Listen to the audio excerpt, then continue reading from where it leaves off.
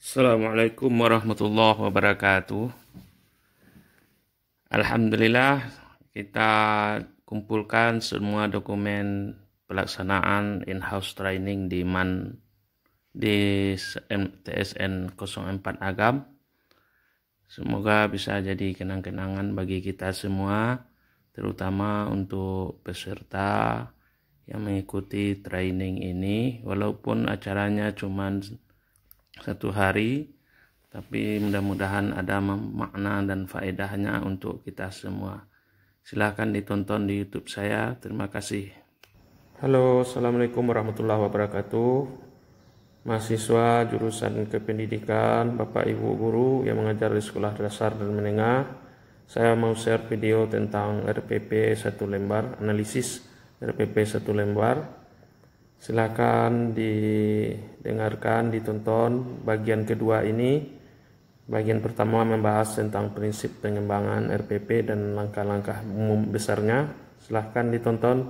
Terima kasih. Assalamualaikum warahmatullahi wabarakatuh. Alhamdulillah, salatu wassalamu ala rasulillah. Puji syukur kepada Allah, salat dan salam buat Rasulullah.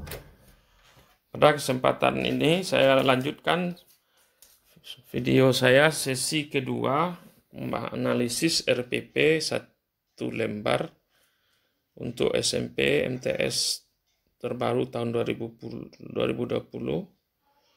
sesuai edaran Mendikbud nomor 14 tahun 2019.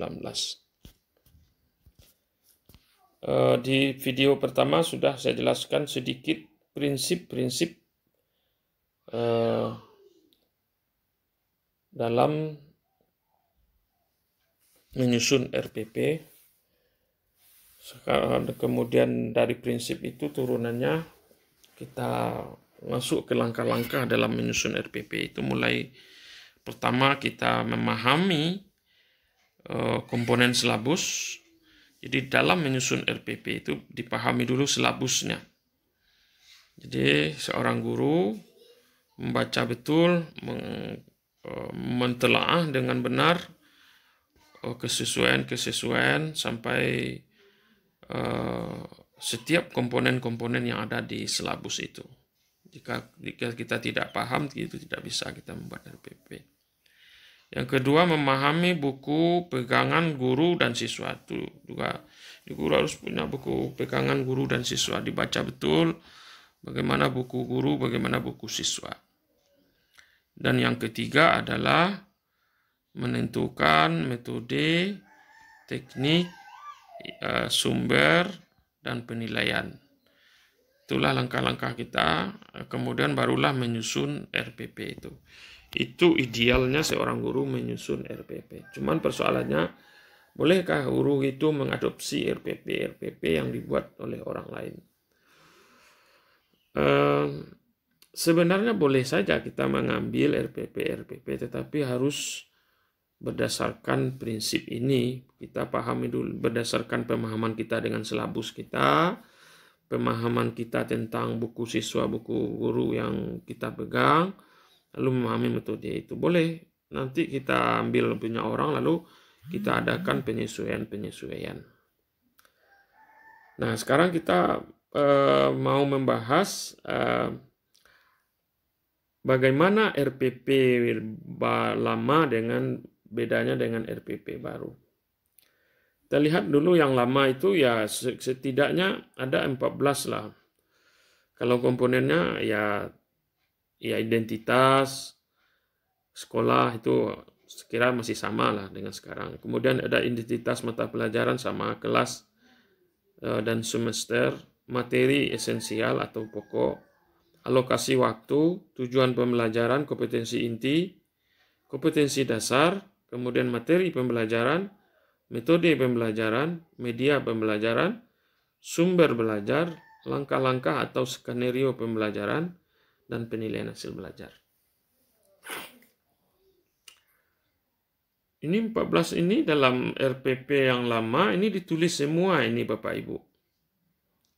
Detail, rinci, sampai ke teknis-teknisnya. Sehingga inilah yang dikatakan oleh para guru terlalu kaku kita dalam pembelajaran karena semuanya ditulis secara detail. Contohnya tujuan, KI, KD, indikator itu ditulis detail semuanya. Itu menghabiskan beberapa lembar kertas. Lalu materinya juga, padahal di buku pegangan siswa sudah ada materi. Di RPP ditulis lagi materi. Kemudian ada lagi ya alokasi waktu, itu wajar lah. Tujuan pembelajaran. Nah sekarang semuanya itu dikerucutkan saja menjadi tujuan pembelajaran. Ya di RPP baru ini. Jadi ada pengurangan dokumen lah dalam menulis RPP.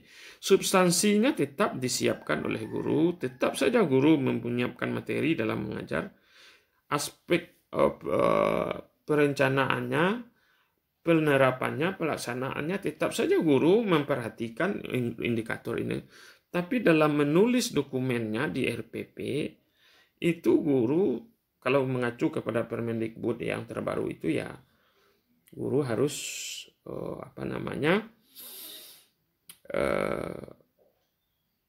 meringkas dalam penulis sehingga lebih efektif.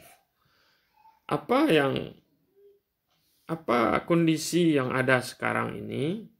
Guru diarahkan untuk mengikuti tadi format RPP yang agak kaku sekali itu. Kalau seperti tadi itu ditulis semua dengan rinci. Kemudian RPP memiliki terlalu banyak komponennya banyak sekali yang mau ditulis. Guru diminta menulis secara rinci seperti yang saya katakan tadi. Penulis RPP menghabiskan waktu yang banyak. Nah, lalu yang kurikulum yang sekarang itu, RPP yang sekarang itu arah kebijakannya seperti ini. Formatnya guru secara bahasa dapat memilih dan membuat, menggunakan dan mengembangkan format RPP. Jadi Bapak Ibu, yang kedua, arah kebijakan baru RPP itu dari segi formatnya Bapak Ibu. Formatnya lebih fleksibel. Jadi sebenarnya kalau ditanya lagi, adakah formatnya? Ya, tidak ada sebenarnya formatnya itu. Yang perlu, apa komponennya? Itu mungkin yang perlu dipertanyakan. Karena formatnya bebas kita. Ya, tidak pakai format-format pun karena unsurnya cuma sedikit. Tujuannya, kegiatan dan asesmennya kan. Jadi itu. Jadi formatnya guru secara bebas dapat memilih, membuat, menggunakan, dan mengembangkan. Cuman Kementerian Pendidikan saya lihat sudah menulis itu, bisa dicari di internet, buku saku dan panduan RPP inspiratif itu. Sudah ada beberapa RPP yang sudah dibukukan oleh kementerian, bisa dijadikan contoh. Format-formatnya itu. Dan format yang dibuat oleh kementerian itu antara satu kementerian, baik Menteri Pendidikan, mata pelajaran agama, mata pelajaran biologi, fisika itu juga berbeda. Nah, disinilah yang perlu kita guru mengadopsi sesuai kebutuhan kita. Kemudian arah perubahannya komponen inti yang ditulis dalam RPP itu hanya 3 saja, tujuan pembelajaran. Nanti yang lain itu sebagai pelengkap saja. Kemudian kegiatan pembelajaran dan asesmen. Nah, ini mungkin yang perlu dibahas sebenarnya. Durasi penulisan RPP lebih singkat. Nah, itu kebijakan RPP 1 lembar itu seperti itulah kira-kira arah kebijakannya. Bagaimana formatnya? Kalau mau ditanya juga formatnya, ya ini saya kasih contoh. Ya, boleh identitas tentu tetap ditulis. Ada tujuan, oke, itu wajib. Tujuan tadi wajib ditulis. Nah, tujuan ini juga nanti ada caranya bagaimana merumuskan tujuan. Kemudian ada kegiatan. Sebelum kegiatan ditulis juga sedikit tidak terlalu rinci kegiatannya. Cuman 2 atau 3 kegiatan saja yang dilakukan siswa. Yang kita anggap itu paling penting dilakukan siswa dalam pembelajaran. Kemudian ada kegiatan penutup dan penilaian. Itu saja, sudah 1 lembar. Nah, kalau lihat dari contoh format yang saya buat ini, berdasarkan yang ditulis oleh kawan-kawan yang memahami makna dari Permendikbud ini, ya betul bisa 1 lembar. Jadi para guru diharapkan jangan terlalu sedih juga kalau sudah punya RPP banyak sekarang ini, ya dijadikan satu lembar saja secara singkat. Nah, saya mau menjelaskan sedikit manfaat tujuan, nggak saya jelaskan. Nah, bagaimana merumuskan tujuan? Jadi ketika merumuskan tujuan, kita harus memperhatikan dulu area performan apa yang mau kita tuju dalam pembelajaran. Ini penting. Yang pertama pengetahuan, akuisisi pengetahuan. Apakah performan pembelajaran itu ingin mencapai aspek pengetahuannya, kemudian pengembangan keterampilannya kah, atau modifikasi perilaku, kemudian membentuk kebiasaan, kemudian aplikasi dalam pembelajaran. Lah, itu cara merumuskan tujuan. Dilihat dulu. Saya maunya, kalau dalam kurikulum kita lihat dulu analisis lah. KI-nya dulu, KI satunya sikap spiritual. Kita analisis dulu, ini yang mau kita kejar. Atau KI spiritual, sikap sosial, atau pengetahuan dan keterampilan. Dalam kurikulum itu. Tapi kalau di sini kan bisa saja membentuk kebiasaan seperti apa, aplikasi dalam pekerjaan seperti apa yang kita harap. Lalu turunannya dari situ, setelah kita dapat gambaran, ini metode mengukurnya apa ya, bisa enggak ini diukur nanti. Nah, ini pastikan dulu kita akan merumuskan itu. Ini terkait dengan RPP tadi, karena ada asesmen nanti di belakang yang harus kita tulis.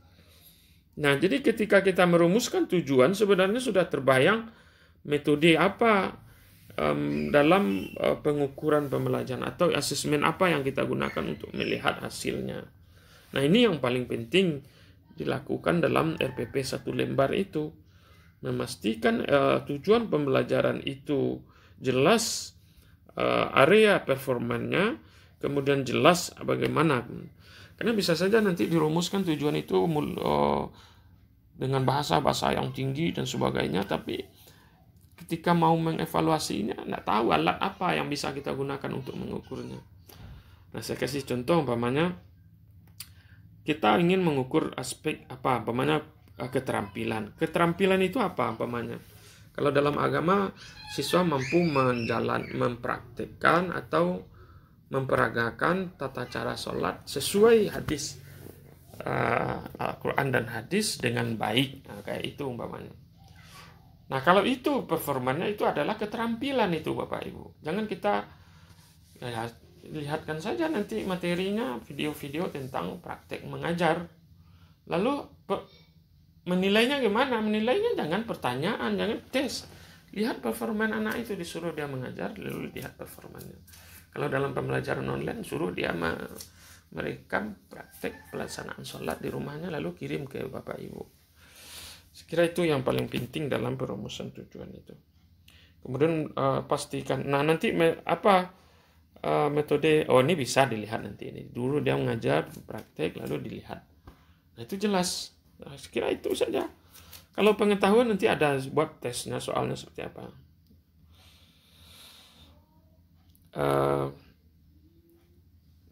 Kemudian nah, ini idealnya sebuah tujuan itu harus ada audiens, siswa harus kata-kata dimulai dengan kata siapa yang akan melakukan pembelajaran itu, siswa. Kemudian behavior, kemampuan yang apa yang akan dicapai.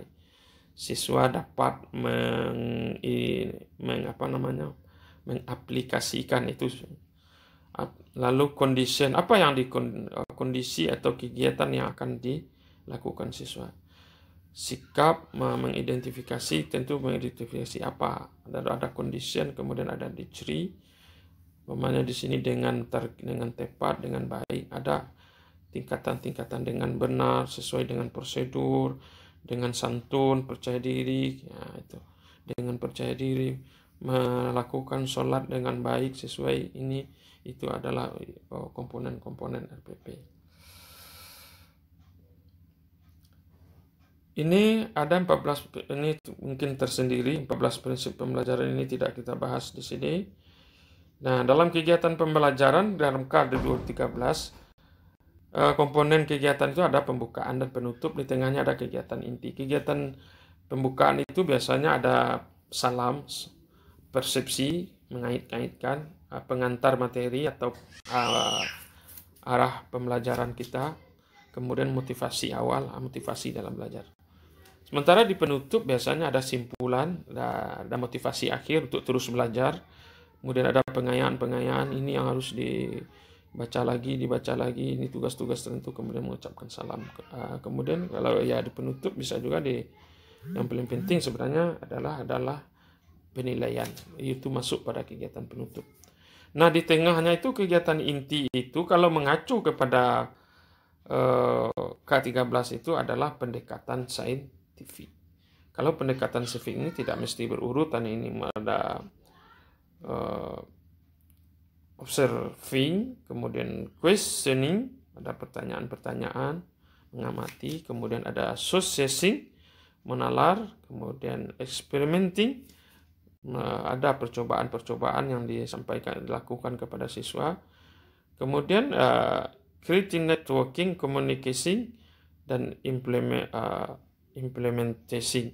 Ada ini bentuk sikap interpersonal maupun intrapersonal. Nah, ini dalam pendekatan ilmiah. Model pembelajaran nanti tersendirilah kita bahas ini. Kemudian saya kira sudah itu contoh RPP. Cuman dalam penilaian mungkin yang perlu sedikit lagi ini. Tadi sudah dikatakan performa pembelajaran itu beragam. Maka juga penilaiannya juga harus beragam. Saya kira kalau penilaiannya sikap, teknik biasanya dipakai adalah non-test. Jadi ini penting ini dalam merumuskan nanti ya penilaian. Kalau dia berbentuk sikap, jangan nanti tekniknya tes. Ini yang penting. Nah, non-tes itu apa saja bentuknya? Bisa observasi, pengamatan, bisa penilaian diri, suruh dia menilai dirinya sendiri, atau penilaian antar teman, suruh temannya menilai. Kalau sekarang dalam pembelajaran online ya menilai orang tuanya. Tidak masalah orang tuanya mau sekarang tidak jujur, ada ya. Kemudian ada jurnal isian-isian, ada tersendiri nanti belangko-belangkonya. Kemudian ada untuk pengetahuan biasanya tes, ada tes tertulis, lisan, dan tugas. Esai, bisa saja esai, bisa saja objektif. Kemudian ada performan. Nah, ini. Karena ini yang dilihat adalah keterampilan, maka teknik penilaiannya adalah performan. Performan itu adalah praktek, proyek, dan portofolio. Nah, ini yang ditulis di penilaian nanti. Kalau dia observasi bagaimana, umpamanya guru mengamati kegiatan apa. Kalau penilaian diri siswa ada seperti apa belangko. Ini yang perlu disiapkan. Itu saja dari komponen RPP yang wajib dimuat dalam dokumen satu lembar itu adalah tujuan, kegiatan pembelajaran, dan asesmen. Tujuan tadi ada indikator-indikatornya. Kegiatan pembelajaran itu juga sudah saya sampaikan tadi ya. Tidak semuanya dituliskan dalam RPP, minimal beberapa kegiatan inti yang dilakukan oleh siswa. Kemudian yang ketiga adalah penilaian dengan memilih domain apa yang mau dinilai, kemudian teknik apa yang digunakan. Dalam teknik itu bentuknya seperti apa, dan nanti keluarlah bentuk instrumen. Instrumen ini ya bisa dalam bentuk rubrik, esai, dengan kriteria-kriteria tertentu sesuai indikator yang ditetapkan. Demikian saja video kedua ini Bapak Ibu. Itulah RPP satu lembar. Nanti prakteknya ya harus memang dilakukan dalam bentuk lokakarya. Dan saya kira untuk RPP satu lembar ini tidak perlu lokakarya. Sebenarnya cukup bagaimana kita membatasi saja RPP itu. Terima kasih. Assalamualaikum warahmatullahi wabarakatuh. Demikian video kita. Mudah-mudahan bisa menjadi kenangan bagi kita bersama, sekaligus sebagai langkah awal bagi guru untuk selalu terus belajar. Apalagi dalam suasana seperti sekarang, para guru dituntut untuk terus mengembangkan diri melalui belajar secara mandiri di rumah, belajar dimanapun, berkolaborasi dengan teman-teman, bertanya kepada teman sejawat, minta masukan kepada kepala sekolah, pada atasan. Semuanya adalah dalam rangka meningkatkan kompetensi kita sebagai guru yang dituntut selalu perfeksionis, profesional dalam mengajar. Terima kasih. Assalamualaikum warahmatullahi wabarakatuh.